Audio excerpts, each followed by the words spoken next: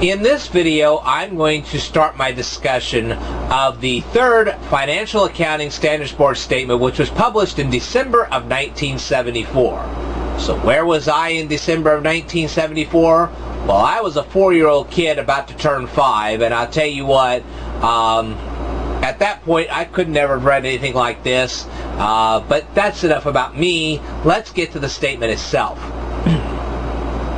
Now, what we're talking about here is LIFO and FIFO, and we're also talking about interim financial statements. Now, I covered both of these terms in a previous video. So if you have no idea what I'm talking about, go back to those videos, watch them, and then come back here. Now, interim financial statements are published 4 times a year. The first one is December 31st of a particular year. It also kind of includes January 1st, so basically the ending statement of the previous year also becomes the beginning statement of the next year. Alright, so that's one statement. Then you have the statement that comes out in March, in June, and in September. Now, why do you have all these statements? The reason for this is because you're a corporation. You're not a sole proprietorship, you're not a partnership, you're a corporation, and you have to answer to your stockholders. Remember, they've got stock in your company. They have bought stock in your company. And if they don't like what they see, they sell their stock. And that puts you in a real pickle. Alright, so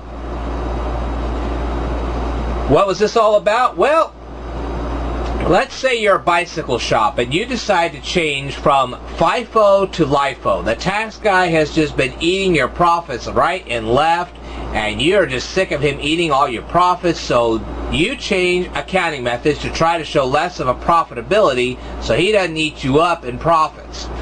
Alright, now this has a direct effect on your net income. I'm now going to teach you 2 new words. First of all, we have cumulative effect. Alright? Cumulative effect. Now, cumulative effect means that whatever you change to in the middle of the year, it's going to affect all your income statements from the beginning of the year to where you are at right now. Let's say you change everything over in June. Well, it's going to affect every financial statement from December to June. You have to show that. Alright?